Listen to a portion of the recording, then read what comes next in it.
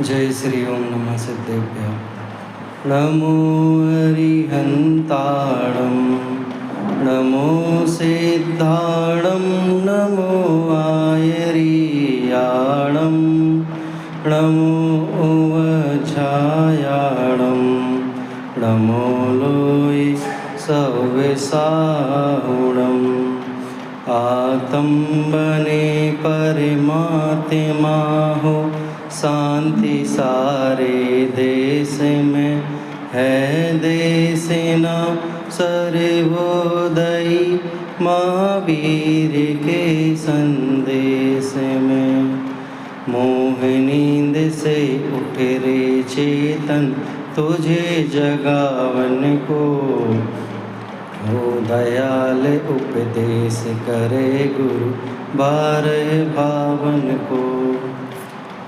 अपनी चर्चा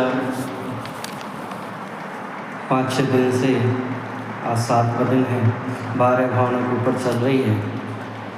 बिना भूमिका बनाए आज अपन सीधा विषय प्रारंभ करते हैं।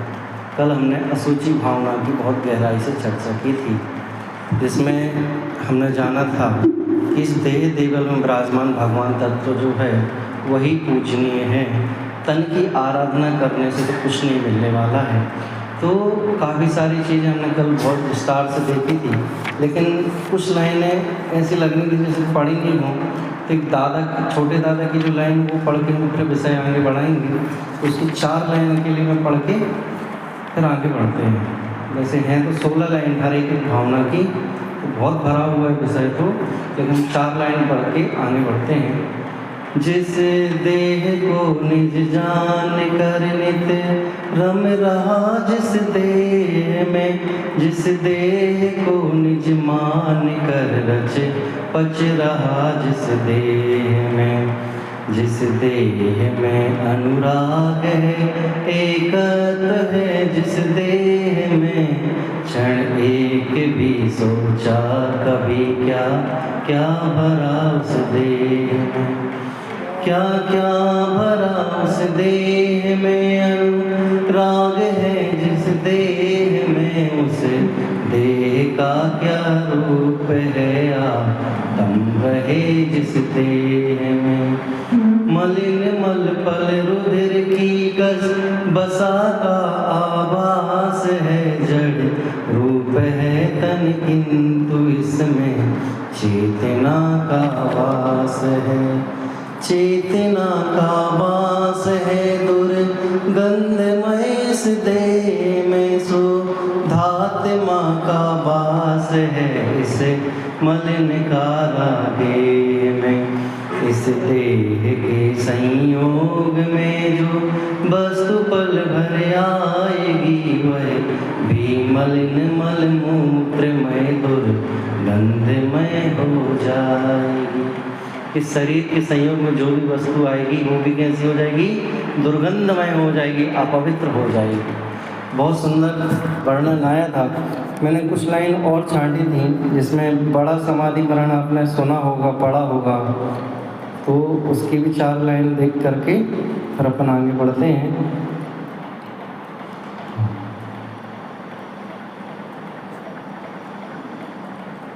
यह तन सात कुधात मई है, देखत ही घिन आवे, चर्म लपेटी ऊपर सोए भीतर विष्टा पावे। अति दुर्गंध अपावन सोय मूर्ख प्रीति बढ़ावे।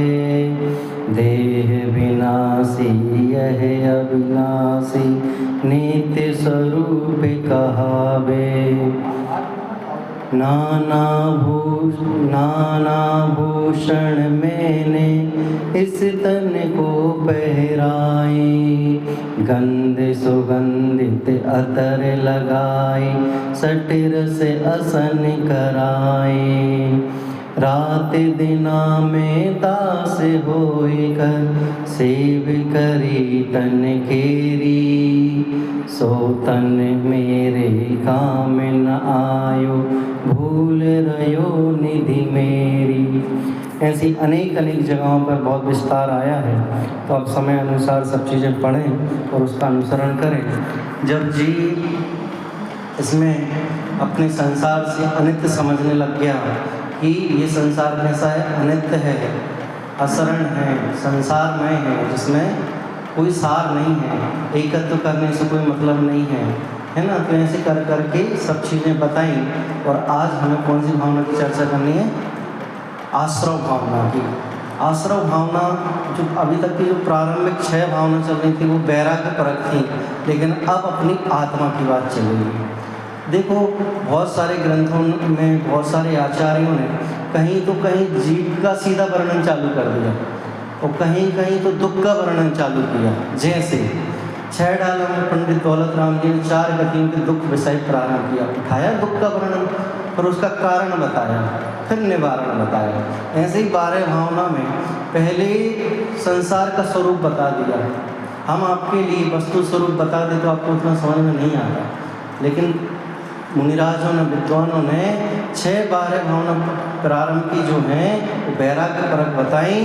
क्यों? तुम्हारे संसार के प्रति जो एकत्व ममत्व है ना अनादिकाल से, वो कम हो जाए, राग कम हो जाए, तो फिर तुम्हें आत्मा की रुचि आगे आएगी, उसके प्रति तुम्हें जागरूकता होगी।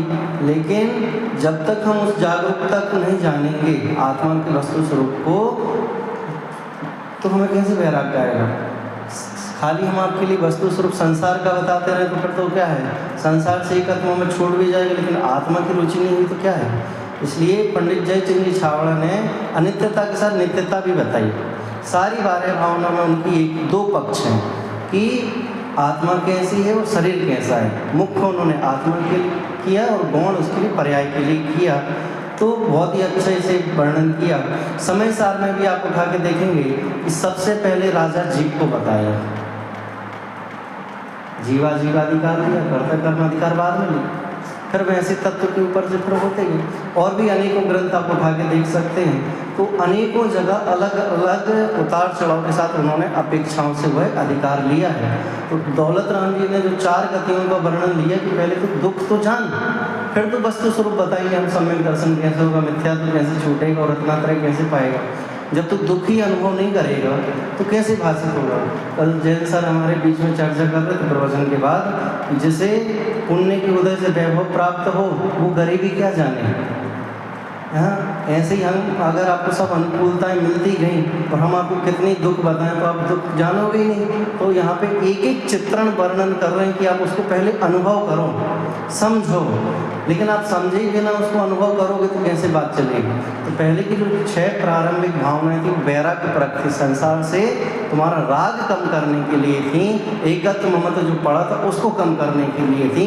अब ये जो 7वीं भावना यहाँ पर आ रही है आश्रव भावना, वो है आत्मा से संबंधित है। इसमें संसार से कोई लेना देना नहीं है, लेकिन संसार में आश्रव भावना कारण है। कैसे कारण है वो तो हम जानेंगे। भावना शब्द जो है चिंतन का नाम है, चिंता का नाम नहीं, चिंतन का, रिपीटेशन, बार बार अनुसरण करना, विचार करना। हम सुबह से लेकर शाम तक क्या करते, प्रतिक्रमण करते ना। तो सुबह से लेकर शाम तक जो भी पाप हुई हों, त्रुटियाँ हुई हों, उनका विचार करते। क्यों? कल वो ना हो, इसलिए करते ना। भावना शब्द जो है आचार्यों ने अलग अलग जगह लिखा है। निर्ग्रंथ भावना सुनी होगी, मेरी भावना सुनी होगी, बहुत सारी भावनाएं आपने सुनी होंगी। अनेकों प्रकार की 12 भावना भी अनेकों विद्वानों मुनिराजों की सुनी होंगी, लेकिन ग्रंथों में उनके अधिकार तक भी हैं। रत्नगढ़ साबकाचार में सदाशिवदास जी ने भावना अधिकार भी लिखा है। अष्टपाहुड़ में एक भाव पाहुड़ करके भी अधिकार है। और भी आपको तत्वार्थ सूत्र का एक रेफरेंस बताता हूँ मैं, जिसमें हाँ, तत्वार्थ सूत्र का अध्याय नंबर 9 सूत्र नंबर 2 है कि जब वो आश्रव का संवर का वर्णन करते हैं कि कैसे वो होता, तो आश्रव निरोध हो बताया ना। फिर तो उसके कारण क्या है प्रदूर होने के लिए, तो उन्होंने बताया सा गुप्ति समिति धर्मानुप्रेक्षा परिसर जय चारित्र। अनुप्रेक्षा शब्द आए, मुझे तो वो बताना है। फिर तो अब इसमें 2 कथन भी हैं कि 12 भावना के लिए दो जगह डिवाइड किया है, एक तो वैराग्य परक और एक तत्व परक। लेकिन हम आपसे सामान्य चर्चा करना चाहेंगे कि अगर अपेक्षा को ना देखा जाए, वैराग्य परक और तत्व परक, तो ये 12 भावना कौन से अनुयोग से रिलेटेड होंगी? प्रथमानुयोग तो है नहीं, करणानुयोग भी नहीं है, द्रव्यानुयोग भी है, लगभग है। लेकिन मुख्यतया ये 12 भावना लक्षण से देखी जाए तो ये चरणानुयोग से रिलेटेड है। क्यों?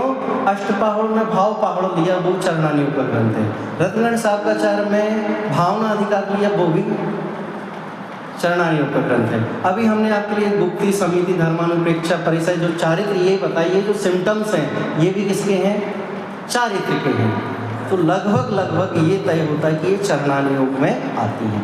और जब भी मुनिराज दीक्षा लेने जाएंगे तो इसका विषय है, चरणानुयोग का विषय है, उसी शैली का है। लेकिन मुख्य अपेक्षा और गौण अपेक्षा के कारण इसे प्रारंभ की 6 अपेक्षाएं, 6 भावनाएं वैराग्य परक बताई और लास्ट की जो है तत्व परक बताई। कहने के लिए 12 भावना तत्व परक भी कह दो तो भी कोई बुराई नहीं है, और वैराग्य परक कह दो तो भी कोई बुराई नहीं है। मैंने आपके सामने दोनों चीज़ें प्रूव करके बताई हैं। अभी चलते हैं अपन आश्रव भावना की तरफ। देखिए आश्रव भावना क्या है? आपने आश्रव के बारे में जनरली यही सुना होगा, कर्मों का आना आश्रव है। सबसे पहले इससे पूछता है मुनिराज से, विद्वानों से, कि आपने हमें संसार से विरक्ति बताई कि अनित्य है, अशरण है, ये संसार दुखमय है, फिर आदि आदि सब चीज़ें बताई।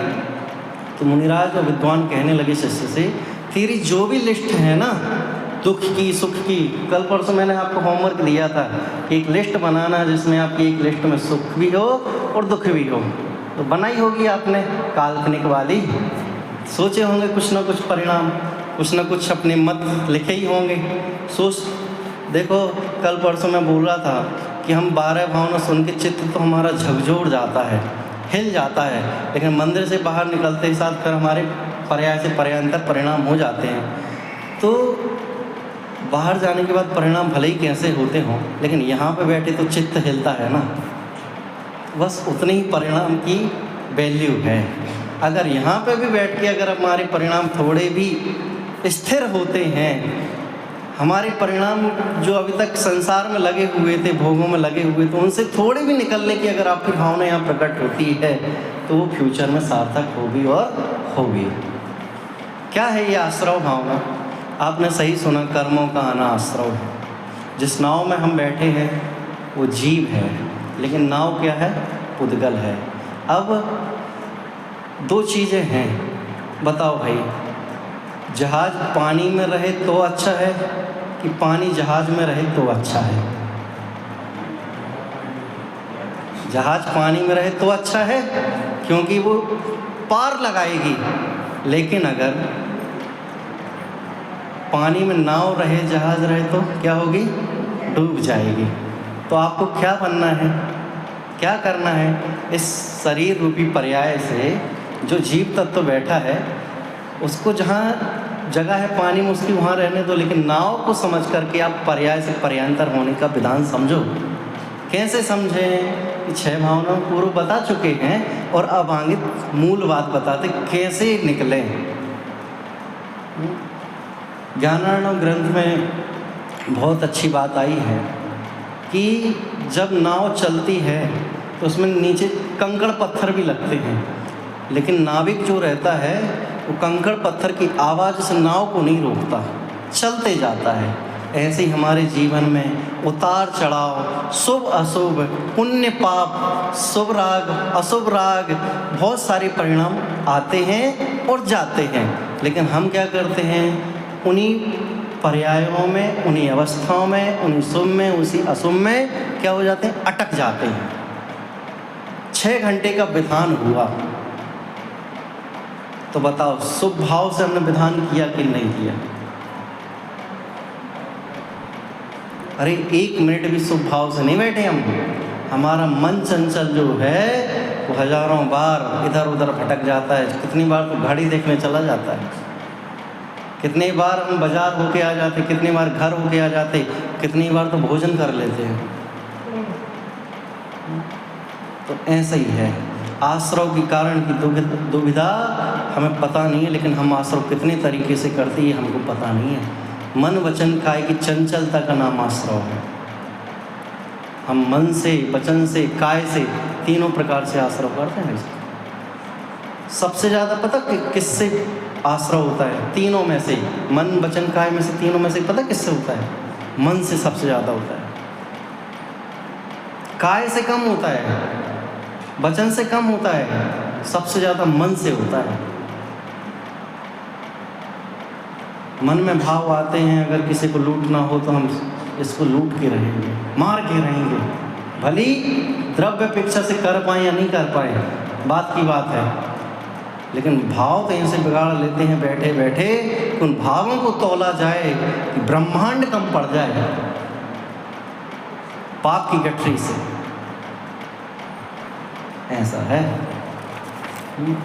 लेकिन हम सब जानते देखते हुए भी जानते ही हैं, लेकिन मानते नहीं हैं।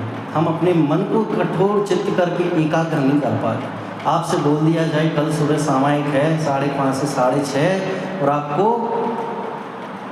एप्पल का बनाने का विकल्प नहीं करना है। पंडित जी आप नहीं बोलते तो शायद नहीं भी होता, लेकिन आपने बोल दिया तो वो आए बिना नहीं रहेगा। बंदर की तरह मन चंचल है, तो उस मन को स्थिर करने के लिए आगे आगे की भावना में वर्णन आएगा। आज तो जो भावना चलेगी तो कारण क्या क्या है। पहली ढाल में 4 गति के दुख बताए, तो अब जब दुख के कारण समझ गए 6 भावना में, तो शिष्य पूछने लगा अब सिम्टम्स भी तो बताओ, ये सब क्यों होता है हमारे मन में, हम संसार में क्यों अटक जाते हैं, स्त्री पुत्र मकान दुकान आदि में क्यों अटक जाते हैं, कारण भी तो बताओ। तो फिर यहाँ पे आश्रव भावना प्रकट हुई और आश्रव भावना लिखी। तो आप 5 भी ढाल निकाल के बैठे होंगे, पेज नंबर मुझे भी बता दीजिए। हाँ 288।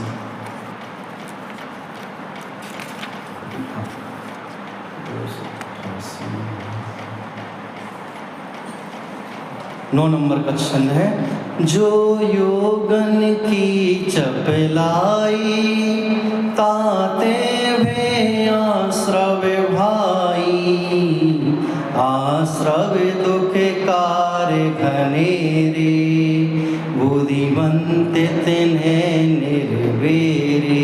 क्या कह रहे पंडित दौलत राम जी कि हे भव्य जीव, भाई मतलब हे भव्य जीव, जो योगों की चपलाई है ना, ये योग मतलब मन वचन का है, चपलाई मतलब चंचलता, जो योगों की चंचलता है ना, मन वचन काय की चंचलता, वे कैसे हैं, छोड़ने लायक हैं। तो शिष्य कहता हमें तो स्वरूप ही नहीं पता, हम कैसे छोड़ दें। तो फिर कह रहे हैं आश्रव दुखकार घनेरे, कि जो आश्रव हैं वो कैसे हैं, दुखमय हैं। बुद्धिवंत तिन्हें निर्वेरे, कि बुद्धिमान पूर्वक, बुद्धि पूर्वक उन्हें जान करके छोड़ देना ही इष्ट है। शिष्य कह रहा अभी समझ में नहीं आया। समय सार में एक बहुत सुंदर उदाहरण दिया है। चाहे आप पुण्य करो चाहे पाप करो, हैं तो दोनों संसार के कारण हैं। सारी दुनिया पाप को तो पाप मानती है, लेकिन पुण्य को पाप नहीं मानती। लेकिन ये जैन शासन, जैन दर्शन यहाँ कहता है जिस तरीके से आप पाप को पाप मानते हो ना, उसी तरीके से पुण्य भी एक पाप है। अब अच्छे अच्छे लोगों को गले से ये बात नहीं उतरती। कल परसों या 3 दिन पहले मैं एक बात कह रहा था कि किसी जीव को धर्म में लगाना हो तो कसाई पूर्वक भी कसाई कराते हैं पहले। पेज नंबर मोक्षमार्ग प्रकाशक में 280 कल पढ़ेंगे अपन प्रारंभ में। अभी तो ग्रंथ आपके पास भी नहीं है, मेरे पास भी नहीं है। अगर 2 मिनट में व्यवस्था हो जाए तो करा लीजिए, हम जब तो पढ़ रहे हैं। तो पुराना एडिशन चाहिए, नया वाला नहीं, हाँ यही वाला। तो क्या बोल रहा था मैं, पाप को तो सारी दुनिया पाप समझती है, लेकिन पुण्य को पाप नहीं समझती। तो उन्होंने उदाहरण दिया आचार्य ने कि बताओ भाई, हम आपको एक लोहे की जंजीर दे रहे हैं और एक सोने की जंजीर दे रहे हैं, उसमें हम आपको बांधें तो कौन सी जंजीर से बंधना पसंद करेंगे आप? सोना आज के समय बहुत महंगा है, 1.5 लाख रुपए का तोला चल रहा है। तो आप तो कहोगे गोल्ड से ही बंधना है, अच्छा है, लेकिन 6 महीने तक बांधने की कंडीशन बताई उन्होंने, 6 महीने बांध के रखेंगे हम आपको। तो बताओ सुख किस में अनुभव करोगे दादी? सोने की तो अच्छी है, सोने की तो बहुत सुंदर है। हम सोना पहनने के बाद कैसे खुश अनुभव करते कि नहीं करते? शादी ब्याह में जाएं और गोल्ड लाद लाद के पहन के जाएं, तो किसके लिए पहन के जाते हैं? दिखाने के लिए। तो वो जंजीर उन्होंने आचार्य ने दी, एक जंजीर से अपने आप को बांध लो पैरों में, हाथों में, जहाँ जगह मिले उधर, लेकिन 6 महीने तक आपको रहना पड़ेगा। लोहे की जंजीर तो कोई नहीं लेगा, सोने की तो ले लेंगे ना? नहीं लेंगे, क्यों? उसमें भी बंधन है। तो फिर क्या करें कि ना लोहे की बेड़ी से बंधना है और ना सोने की बेड़ी से बंधना है। ऐसे ही हमें अगर पाप की गठरी बांधोगे तो नरक तो है ही, लेकिन पुण्य की बांधोगे तो स्वर्ग मिलने पर भी तो कहलाओगे संसारी। अरे मुनिराज गुणस्थान झूलते झूलते कब उनका गुणस्थान नीचे गिर जाता उनको भी पता नहीं है। सम्यक दर्शन, हमारे बीच में कोई सम्यक दृष्टि बैठा भी होगा तो ये हमें बात पता नहीं, उसे भी बात पता नहीं। तो किसको पता है? केवली को पता है। कल हमारी चर्चा ये भी हो गई। तो कहने का आशा ये है कि आप पुण्य के काम करोगे तो स्वर्ग इत्यादि चले जाओगे। अरे 5 पांडव मुनिराज ध्यानस्थ मुद्रा में खड़े थे, सर्वार्थ इधर शत्रुंजय पर्वत पर, पालिताना पर्वत पर, दोनों के उपयोग एक जैसे चल रहे थे, गुणस्थान एक जैसे चल रहे थे। जैसे ही उपसर्ग हुआ 3 मुनिराज तो कहाँ के भाई, कहाँ के क्या, और वो तो अपनी छपक श्रेणी मारी और निर्वाण, और 2 भाई को थोड़ा सा सुराग आया, सोई गुणस्थान गिर गया और वो सर्वार्थ सिद्धि चले गए। अब फिर से मनुष्य भाव में आना पड़ेगा, फिर से देव इत्यादि पर्याय धारण करनी पड़ेंगी, फिर से उतने पुरुषार्थ करना पड़ेगा और फिर जाके वो निर्वाण को प्राप्त होगा। इतनी सी रंच मात्र की पीछे इतनी सी, तो फिर हम तुम तो गिनती में नहीं है, कहाँ हैं?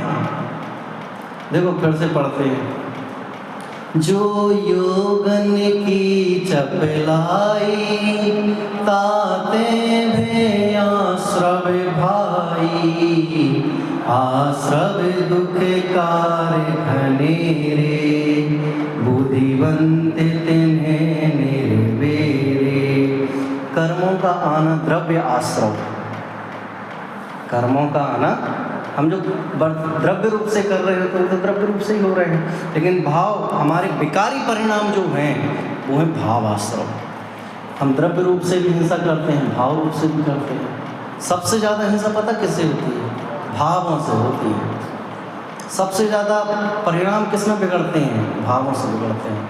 द्रव्य अपेक्षा से जितना पुण्य नहीं कहा उतना धर्म भाव अपेक्षा से कहा है। द्रव्य चढ़ा करके कोई पूजन करे तो उतना धर्म नहीं बताया, उतना पुण्य नहीं बताया, लेकिन भाव अपेक्षा से करें तो बहुत बड़ा पुण्य है। तो भावों में भी बहुत बड़ी सरलता है। भावना ही शब्द से सब भाव बने हुए हैं। आप बताओ मंदिर आते हो तो द्रव्य लेके हाथ में आते हो, राइट हैंड में, क्यों लेके आते हो? चावल जो है जन्मता नहीं है, बाद में फिर से उगता नहीं है, इस भावना से नहीं। तो बताओ चावल डालने से आपके जन्म मरण खत्म होंगे क्या? नहीं होंगे। हमें इंटेंशन ये नहीं है कि आप चावल लाना बंद कर दो, मैं तो एक भाव बता रहा हूँ, तो उसमें भी एक भावना छुपी हुई है। हम इस उद्देश्य से लाते हैं द्रव्य को, चावल को, कि हे जिनेंद्र भगवान, ये जैसे द्रव्य अक्षत है ना, इनको खेत में डालने के बाद पुनरावृत्ति नहीं होती, उत्पाद नहीं होता, इसलिए मैं इस भाव से अर्घ्य समर्पण कर रहा हूँ कि आपने जैसे जन्म मरण का अभाव कर दिया, ऐसी मेरी दशा हो। ये भाव नहीं, भावना है, भावना। इस भाव से हम सारे द्रव्य चढ़ाते हैं। अगर चावल चढ़ाने से हमारे जन्म मरण का अभाव हो जाए तो 3 लोग का नाज जो खाए की जगह 3 लोग का अनाज चढ़ाऊं कहना पड़ेगा फिर है। लेकिन हमारी हर जगह भावना होती है। 280 पेज निकाल लिया आपने? आपने सुना होगा भाव किसी के लिए बिगाड़ो, भाव तो हमारा ही बिगड़ना है, सुना है आपने? तो इसमें भी आश्रव तत्व दिख रहा है, आश्रव संबंध दिख रहा है। भाव किसी के लिए बिगाड़ो, हमारे भाव बिगड़ेंगे, विकारी भाव निकलेंगे तो फिर क्या होगा हमारे लिए, भाव तो हमारा बिगड़ेगा। तो इसमें भी वो बात निकल रही कि नहीं निकल रही। 280 पेज पे, हाँ चलो निकाल लिया आपने सभी ने, जिन्हें नहीं निकाला हो तो वो आसपास में देख लें, नहीं तो सुने। सेकेंड पैराग्राफ है, वो आगे पीछे का विषय बहुत अच्छे से पढ़ना आप लोग जब समय मिले। मैं तो 4-5 लाइन पढ़ के आपको जो बताना चाह रहा था वो लिखना कि कोई पापी व्यक्ति हो, खूब परिग्रह धन दौलत वाला हो, कोई दाह ज्वर, कल बताया ना परसों, एक 2 तरीके के ज्वर होते, बुखार होते, एक शीत ज्वर और एक दाह ज्वर। लेकिन अगर शीत ज्वर हो तो उसे दाह प्रकट करके शीत ज्वर मिटाते हैं डॉक्टर लोगों के यहाँ जाते ना। देखो इसमें पढ़ते हैं सेकेंड पैराग्राफ 280, तथा चरणानी योग में कसाई जीवों को कसाई उत्पन्न करा के भी पाप छुड़ाते हैं। सारी दुनिया तो कहती जैन शासन तो कसाई कम कराता है, लेकिन यहाँ तो कह रहे हैं कसाई जीवों को कसाई उत्पन्न करा के भी पाप को छुड़ाते हैं। कसाई कब उत्पन्न होती है, जब हम, बाल बोध की परिभाषा है, जब हम तत्व ज्ञान से दूर होते हैं। तत्व ज्ञान के अभ्यास बिना कसाई उत्पन्न होती है, तो फिर मिटेगी कैसे, उसका अपोजिट कर दो, तो तत्व ज्ञान के अभ्यास पूर्वक ही मिटेगी। लेकिन यहाँ पे तो कह रहे कसाई जीवों को कसाई उत्पन्न करा के, अब आपको कसाई नहीं हो रहे, हम फिर भी कसाई उत्पन्न करा रहे हैं। कैसे, अभी देखो, और धर्म में लगाते हैं, जैसे पाप का फल नरक आदि की दुख दिखाकर उनको भय कसाय उत्पन्न करा करके पाप कार्य छुड़वाते हैं, तथा पुण्य के फल स्वर्ग आदि को सुख दिखाकर उन्हें लोक कसाय उत्पन्न करके धर्म कार्यों में लगाते हैं। अब तो क्लियर हो गया होगा। एक उदाहरण समझते हैं। कोई जीव रात्रि में भोजन कर रहा है तो उसे भय दिखाई नहीं गया कि अगर रात्रि में भोजन करोगे तो नरक जाओगे, ये भय, और रात्रि का भोजन छोड़ दोगे ना बेटा तो आपको स्वर्ग मिलेगा, ये लोभ। एक तो ये है कि घोड़े को मार मार के भगाओ, हंटर लगाओ पीछे भागेगा, या तो फिर उसको चने दिखाओ तो भागेगा। अब तुम भय से मानते हो या लोभ से मानते हो, ये तुम्हारे ऊपर डिपेंड है। लेकिन यहाँ पे कसाई नहीं दिखानी है, उसे धर्म में लगाना है। लक्ष्य तो हमारा पक्का है कि नहीं है, नहीं तो आप समझोगे यहाँ पे लोग करा रहे, एक तरफ लोग छुड़ा रहे, तो यहाँ ऐसा नहीं है। अपेक्षा समझना, फिर से देखो, फिर से ही प्रारंभ, तथा चरणानी योग में कसाई जीवों को कसाई उत्पन्न करके भी पाप को छुड़ाते हैं और धर्म में लगाते हैं, जैसे पाप का फल नरक आदि के दुख दिखाकर उनको भय कसाई उत्पन्न करके पाप कार्य छुड़वाते हैं, तथा पुण्य के फल स्वर्ग आदि के सुख दिखाकर उन्हें लोक कसाई उत्पन्न करके धर्म कार्यों में लगाते हैं। अब आगे का जो है वो सब आप पढ़ लोगे कि पढ़ दें? देखो आप जो बोलोगे मैं वो कर लूँगा, आप हैं, क्योंकि आश्रव भावना भी थोड़ी बड़ी है। पढ़ दें, चलो। तथा यह जीव इंद्रिय बस शरीर पुत्र धनादिक के अनुराग से पाप करता है, धर्म परान्मुख रहता है, इसलिए इंद्रिय विषयों को मरण क्लेश आदि के कारण बतलाकर उनमें अरति कसाई कराते हैं। ये मेरे नहीं हैं, ये सब संसार के कारण हैं जो अभी अपन पढ़ चुके हैं। शरीर आदि को अशुचि बतलाकर वहाँ से जुगुप्सा कसाय उत्पन्न कराते हैं। अभी तो तुम नो कसाय बोल रहे थे, नहीं करनी चाहिए, हंसना नहीं चाहिए, ज़्यादा दुखी नहीं होना चाहिए, अब यहाँ पे तो जुगुप्सा करा रहे हो, भय करा रहे हो, लोभ दिखा रहे हो, झूठे हैं। नहीं, अपेक्षा समझो। तो अशुचि शरीर आदि को अशुचि बतलाकर वहाँ जुगुप्सा कसाय कराते, पुत्र आदि को धनादिक के ग्राहक बतलाकर वहाँ द्वेष कराते हैं, तथा धनादिक को मरण क्लेश आदि का कारण बतलाकर वहाँ अनिष्ट बुद्धि कराते हैं। इत्यादि उपायों से विषयादि में तीव्र राग दूर होने से उनकी पाप क्रिया छूटकर धर्म प्रवृत्ति को इसलिए बताते हैं, तथा नाम स्मरण स्तुतिकरण पूजा दान शील आदि से इस लोक में दारिद्र्य कष्ट दूर होते हैं, पुत्र धनादि की प्राप्ति होती है। इस प्रकार निरूपण द्वारा उनके लोभ उत्पन्न करके उन्हें धर्म कार्यों में लगाते हैं। इस प्रकार उदाहरण जानना। फिर आगे और भी एक कसाय छुड़ा करके कोई कसाय कराने का प्रयोजन क्या, तो फिर वो आगे आप पढ़ लेना। तो मुझे तो जो बताना था कि धर्म का लोभ दिखा के मोक्ष मार्ग में लगाते हैं। 6 वैराग्य भावनाओं को हमने आपको लोभ से भी बताया कि आप इन सब को छोड़ दोगे, आर्त क्रोध ध्यान पूर्वक भावना भावोगे तो संसार में रहोगे, और धर्म शुक्ल ध्यान पूर्वक अगर आप भावना भावोगे तो मोक्ष का कारण है ना। तो इस प्रकार ये 280 पेज नंबर जो है आगे पीछे और अच्छे से पढ़ लेना। क्यों, यहाँ पे कसाई नहीं करानी है, कसाई को इम्पोर्टेंट नहीं करना है, उसको लगा करके लोभ दिखा करके आपको स्वर्ग दिखा रहे और भय दिखा के आपको नरक दिखा रहे कि जो परिग्रह तेरे पास है उसको दान आदि में देगा तो स्वर्ग जाएगा, और परिग्रह सहित मरेगा तो नरक जाएगा। तो ऐसा भय और ऐसा लोभ जान करके छोड़ना, लेकिन हमारा लक्ष्य तो धर्म के प्रति अडिग है। ठीक है, तो ये अपनी 5वीं ढाल की भी भावना हुई, तो इसको तो अपन साइड में रख दो अभी।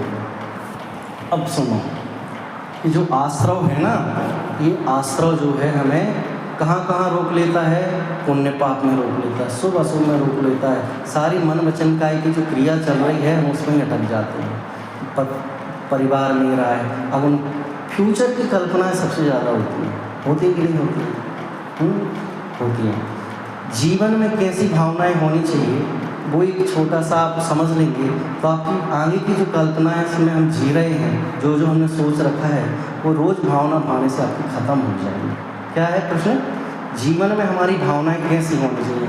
हम कल्पना में तो क्या करते हैं कि हम ये इंश्योरेंस करेंगे, वो SIP करेंगे, ये प्रॉपर्टी, ये बैंक बैलेंस, ये घर बनाएंगे, सोचते हैं ना। हो सकता है उसके पहले हम निपट जाए, तो कहाँ गई वो भावनाएं? फिर उन्हीं पर्यायों में दूसरी पर्याय में आकर के मेंढक छिपकली आदि के रूप में रक्षा करते करेंगे उनकी। तो ऐसी भावना ना भा करके दूसरी भावनाएं हैं। कैसी? कि कितनी भी विपत्ति आ जाए चोरी तो नहीं करेंगे, पहले कितनी भी दुर्दशा हो जाए, गरीबी की, दरिद्रता की, हम हिंसा तो नहीं करेंगे, नमक रोटी खा लेंगे लेकिन चोरी नहीं करेंगे, अभक्ष तो नहीं खाएंगे, प्रमाण सहित करके भोजन करेंगे। किसी ने बोल दिया कि ये तो शुद्ध है, तो उन्होंने कहा शुद्ध, तुमने भोजन ग्रहण कर लिया, भक्ष का विचार करेंगे, और किसी भी परिस्थिति में माता पिता को तो नहीं छोड़ेंगे। कितने पॉइंट हो गए? 3 पॉइंट हो गए, 4 हो गए होंगे। जीवन के अंत समय तक, मरणोपरांत तक, जब तक हमारी सांस में सांस है तब तक यही भावना है स्वामी कि स्वाध्याय रोज और दर्शन रोज करेंगे, और एक ही भावना भाएंगे कि हो मेरी ऐसी दशा जैसी तुम धारी। और क्या भाएंगे कि न्याय से जीवन जिएंगे और न्याय से कमाएंगे। अब मरण को बीच में प्राप्त भी हो गए तो आपको पर्याय वो नहीं मिलेगी जो आप काल्पनिक भावों से जी रहे हैं। ये एथिक्स, ये मॉरल्स हमारी लाइफ में होने चाहिए। ये भावनाएं आप भाओगे तो आपके लिए कोई भी भावना दुविधा में नहीं डाल सकेगी। क्यों? आज एक आत्मा को आत्मा की जरूरत है, एक कमल को कीचड़ की जरूरत है। क्यों? जब तक कमल कीचड़ में है तब तक खिला हुआ है, कोई भी स्कॉर्चिंग, कोई भी धूप उसे मिटा नहीं सकती। जब तक आत्मा और ज्ञान का उपयोग एक में एक है तब तक उसे कोई जुदा नहीं कर सकता, और कोई उसे सिद्धालय में जाने से रोक नहीं सकता। लेकिन ये आश्रव आदि जो भाव हैं हम उसमें उलझ जाते हैं, फंस जाते हैं, और उनमें ही रह करके संसार पूरा हो जाता तो हमारा संसार बढ़ता रहता है। आपने दूसरी ढाल भी पढ़ी होगी जिसमें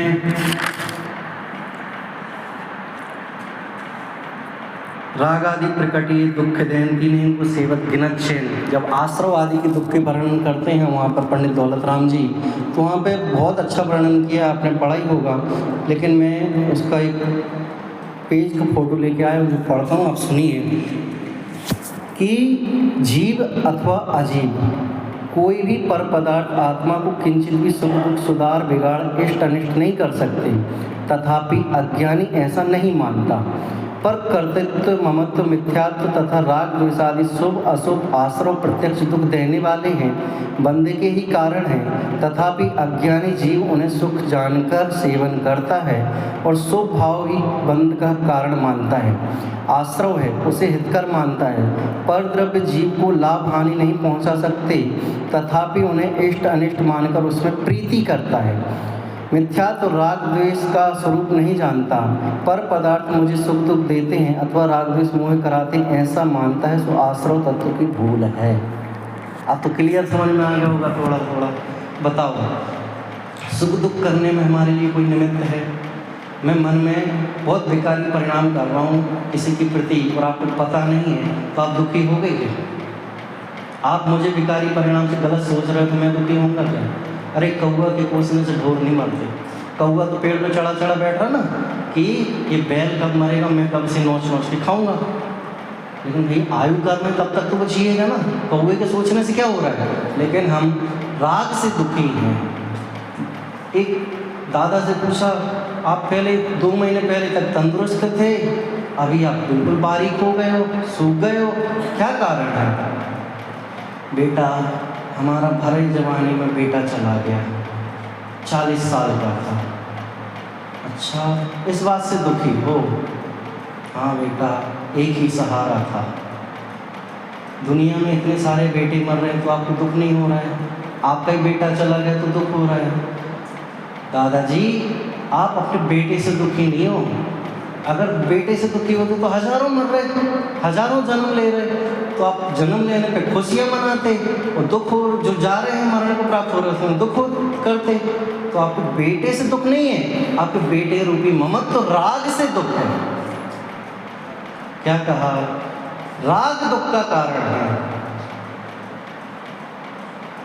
घर में कोई वस्तु चोरी हो जाए, अब सब चीज़ें इसमें लगा लेना, आप बेटे का जैसा दिया कि दुनिया में चोरी हो रही है तो तुम्हें उससे क्यों राग वो हो रहा? तो राग से दुखी हैं। किससे दुखी हैं? भूधरदास जी ने भी बहुत अच्छी लाइन लिखी है। आप रोज़ दर्शन करते हो तो एक परिक्रमा यहाँ की लगाते होंगे रोज़ की। भूधरदास जी का जो चित्रण है 12 भावों में, उसमें देखा करो कि नीचे अंतरंग दृष्टि से वर्णन किया और ऊपर बहिरंग दृष्टि से किया है। कि देखो, मोह नींद के जो जगवासी घूमे सदा, कर्म चोर चहुओ सर्वस लूटे सुध नहीं। कर्म रूपी चोर तुझे चारों तरफ से लूट रहे हैं। पहली ढाल में मोह महामत पियो कह के बताया। हम अभी जो बैराग भाव में पढ़ रहे हैं, मोह नींद से उठ रहे चेतन कहा है, और यहाँ पे कह रहे हैं कर्म मोह नींद के जोर, कि भाई घर में चोरी क्यों हुई? तुमने वॉचमैन को लगाया, सब चीज़ें लगाई, चोरी क्यों हुई? सावधानी नहीं थी इसलिए दुर्घटना घटी, थोड़ी सी नींद लग गई। तुम्हारे लिए आश्रव का कारण क्या है? कि तो शुभ और अशुभ में उलझे रहे, ये आश्रव का कारण। और क्लियर अगर आपको जानना है तो अभी अपन पूजन की लाइन में पढ़ेंगे बाबूजी की। उन्होंने तो बहुत अच्छे तरीके से बताया कि क्यों उलझा हुआ। एक माँ और पिताजी, माँ पिताजी तो क्यों, अभी तो शादी हुई है नई नई, तो अभी तो कोई संतान नहीं थी, लेकिन वो बातों बातों में ही माँ कह रही कि मैं अपने बेटे को इंजीनियर बनाऊंगी। पिता कह रहे हैं, मतलब पति कह रहे हैं कि मैं अपने बेटे को डॉक्टर बनाऊंगी। तो ऐसे कर करके बहुत काल्पनिक चीज़ों में उनकी 20-20 लिस्ट खड़ी हो जाती है। एक यहाँ से कहता हम ये बनाएंगे, वो कहता है यहाँ से वो बनाएंगे। तो एक साधर्मी भाई घर में आते हैं, क्यों घर में बर्तन बज रहे हैं, हमें भी बता दो तो हम सुलझा देंगे। बाहर तक बहुत आवाज़ आ रही है खाली गिलास की। तो वो कह रहे हैं कि हमारे पतिदेव कह रहे हैं हम अपने बेटे को डॉक्टर बनाएंगे, ये कह रहे हैं कि हमें वकील बनाना है, एडवोकेट बनाना, जो भी है। तो वो कहते आप दोनों की जो भी रिक्वायरमेंट है ना, वो आप एक तरफ रखो, हम पहले बेटे से मिलना चाहेंगे। आप हंसने लग गए, आप समझ गए हो, हमें पहले थोड़ा सावधान रहना चाहिए था नहीं। तो वो कहने लगे आप बेटे को तो बुलाओ, हम उससे पूछ लेते कि तुझे क्या बनना है, आप फालतू में खा परेशान हो रहे, लड़ाई कर रहे हो, अभी आप इतने लड़ने लग जाओगे कि तलाक होने की तैयारी हो जाएगी। तो वो कहने लगे आप बेटे को बुलाओ।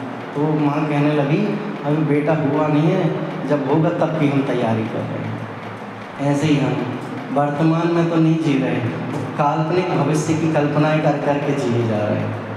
अब एक बेटे से आप लगा लेना, वो तो वहाँ अपने माँ तो ये कह रही डॉक्टर बनेगा तो हमारी अंत समय में काम में आएगा, हाँ पिता कह रहे कि वो एडवोकेट बन जाएगा तो हमारी जो राजनीति पॉलिटिक्स चल रही है वो निपटाएगा, सब चीज़ें लगा ली। तो हम क्या कर रहे हैं, हमारे एक रिलेटिव में तो वो बहुत चिंता करती थी, सबके लिए ये बना के लेके आना, वो बना के लेके आना, फ़ोन रोज करना, किसी को टाइम भी नहीं है लेकिन उनके पास टाइम था, क्यों, संतान थी नहीं, तो खूब रोज़ रोज़ फ़ोन करें सभी रिश्तेदारों। लेकिन फ़ोन आने के बाद भी सामने वाला फ़ोन उठाने के पहले जब इनका और फ़ोन आ गया, बहुत पकाती नहीं है। आप लोगों को भी लगता होगा कोई कोई इरिटेट करता है, बहुत घंटे घंटे छोड़ती नहीं। उनके कर्म ने ऐसा उदय का हिसाब लिया कि कोई सबकी चिंता करने के बाद में उनकी चिंता करने वाले कोई नहीं। घर में सबको पानी देवें, भोजन खिलाएं, ज़बरदस्ती नहीं भूख लगी तो भी खिलाएं, बना बना के खूब सबको गिफ्ट देवें, सब करें। और आज उनकी हालत ये है कि उन्हें कोई पूछने वाला नहीं, पानी देने वाला नहीं है। और बताएं इसके आगे, अरे सबकी चिंता करने वाला जो ज्ञान था ना, वो ज्ञान उन्हें ही याद नहीं है। क्यों चिंता करना, क्यों विकल्पों में फंसे रहना। अरे तेरा सहारा तेरी आत्मा है, पर पदार्थ नहीं है। तेरे को पूछने वाला अगर कोई होता, कब कोई पूछ चुके हो तो शरण दे चुके होते। तूने अपनी आत्मा की नहीं सुनी। बाहर में परिस्थिति सुधारने की अपेक्षा तो मन स्थिति को सुधार। जिन्होंने संसार से वैराग्य लिया उन्हें बाह्य स्थिति परिस्थिति समझ में आ गई, तो मन स्थिति सुधारने में लग गए।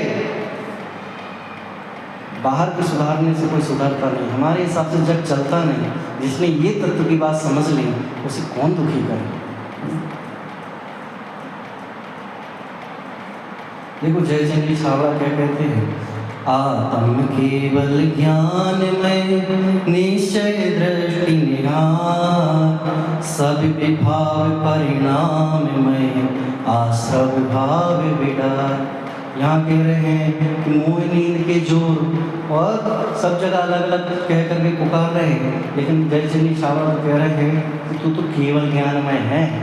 जिस अशुद्धता के चक्कर में सारा जग तुझे द्वेष रूप देख रहा है, राग रूप देख रहा है, तो उसी अशुद्धि के कारण, अशुद्धि में भी, अशुद्धता में भी आज भी परम पवित्र है।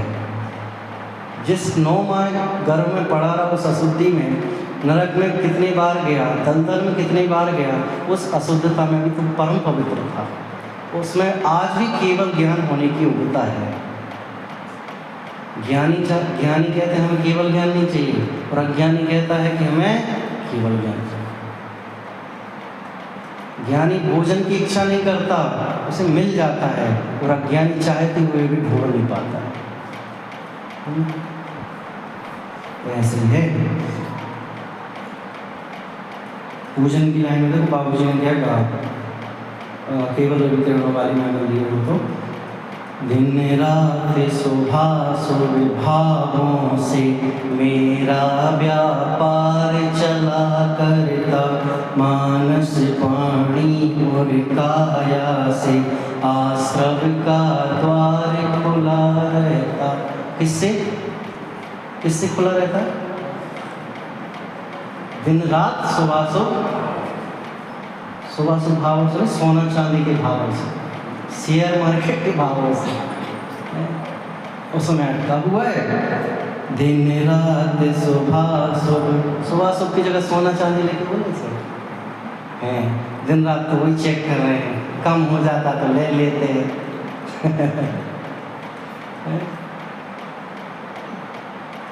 जो शेयर मार्केट, आप लोग तो क्या ही समझते होंगे, जो शेयर मार्केट चलाते हैं, क्रिप्टो क्या क्या चलाते हैं, उनका तो वही टाइम होता है, वही ला के बैठ जाते हैं, उसमें ही अटके हैं। दिन रात सोना घट गया तो शेयर बाजार शुभ भाव अशुभ भाव हो गए, बढ़ गया तो शुभ भाव हो गए। दिन रात शुभाशुभ भावों से। कौन से शुभाशुभ भावों से? किसी की दुकान नहीं चल रही, किसी की दुकान चल रही, कोई कल्पना में जिए जा रहा है। यही भाव जो निरंतर हमारे हो रहे हैं, यही शुभाशुभ भाव हैं, इनसे ही हमारा व्यापार चल रहा है। अरे सच्चा व्यापार तो आत्मा की अनुभूति है, आत्मा को जानने का नाम सच्चा व्यापार है। बाहर के व्यापार तो अनादिकाल से किए हैं।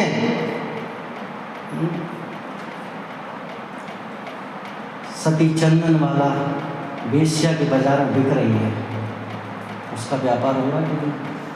अंजना वाला बिक रही है, लोग खरीदने के लिए, मोहरे देने के लिए उछाल रहे हैं, बोलियां लग रही हैं उसकी भरे मार्केट में।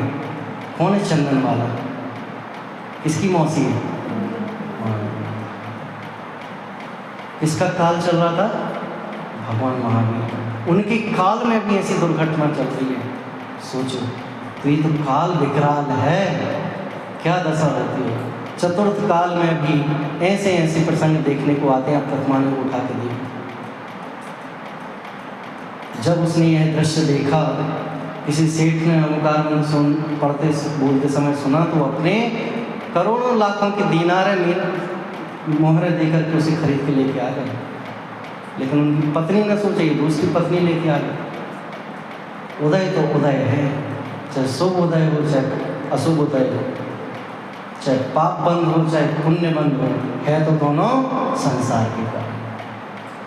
दिन रात शुभाशुभ भावों से मेरा व्यापार चला करता, मानस वाणी और काया से आश्रव का द्वार खुला रहता।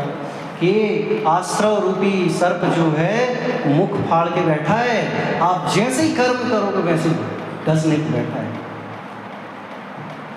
कल्याण मंदिर में एक ग्रंथ है, उसमें बहुत अच्छा उदाहरण आया है कि जिस प्रकार चंदन के पेड़ पर विषधर सर्प विषंग लिपटे रहते हैं, इतनी तीव्र जकड़ होती है उनकी कि अब छुड़ाओ तो भी छूटे नहीं, लकड़ी टूट जाए लेकिन सर्प नहीं छूटे।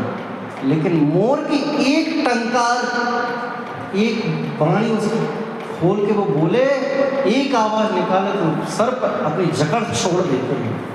ऐसे हे भव्य जीव, विभागों को, शुभ अशुभ आश्रव आदि परिणामों को छोड़ के एक बार स्वभाव को अंगीकार तो कर। तो ये जो जकड़न तेरी आश्रव के प्रति है, शुभ अशुभ के प्रति है, वो छूट जाएगी। ऐसा उदाहरण दिया कल्याण मंदिर। क्या मुनिराज कह रहे कि इतना तो बता दिया और कितना बताएं। तो फिर उन्होंने एक और बहुत अच्छा वर्णन मिलता है नीचे, जिस प्रकार सागर की हिलोरों में डोलता हुआ काठ लकड़ी का टुकड़ा स्थिरता प्राप्त नहीं कर पाता, उसी प्रकार यह प्राणी आश्रमों के कारण भव सागर में घूमता ही रहता है, कहीं भी स्थिरता प्राप्त नहीं कर पाता। अतः संपूर्ण शुभ और अशुभ आश्रमों को पूर्णतः त्याग दीजिए और चैतन्य स्वरूप अविनाशी निज आत्मा को भज लीजिए। चैतन्य स्वरूप अविनाशी निज आत्मा का ध्यान कर लीजिए, इसमें ही सार है। एक जगह ज्ञानी कह के पुकारा है कि ज्ञानी किसे कहते हैं कि पाप को तो पाप सारा जगत जानता है, तो वह ज्ञानी है। फिर से, पाप को तो पाप सारा जगत जानता है, ज्ञानी तो वह है जो पुण्य को भी पाप जाने। तात्पर्य यह है जो पापाश्रव के समान पुण्य आश्रव को भी हे मानता, उसी ज्ञानी कहा है। हम तो पुण्य को ही धर्म मान लेते हैं, अज्ञानी लोग तो पुण्य को ही धर्म मान के पूरी जिंदगी निकाल देते हैं। हम तो धन्य हैं कि पाप से निकल करके पुण्य को भी उसे हे जानने की प्रयास कर रहे हैं। आप वास्तव में ज्ञानी हो। देखो, अलग अलग जगह पर अलग अलग तरीके से उन्होंने वर्णन किया है कि सब अपने अपने कारण दुखी हैं, लेकिन आश्रव का स्वरूप समझेंगे तो निश्चित ही सुखी होंगे। क्यों? तो कारण फिर से पूछने लग गए। अब हमने इनको समझ लिया, शुभ अशुभ भाव छोड़ने लायक है, संसार के कारण है। आपने सोने चांदी के उदाहरण, लोहे और सोने की पेड़ का उदाहरण दिया, कल्याण मंदिर का दिया, अनेक ग्रंथों के उदाहरण दे दिए। तो अब ये बताओ ना, हमें इनसे निकलना कैसे है? नाव तो हमने नदी में डाल दी और उसमें पानी आने लग गया, तो हम क्या करें?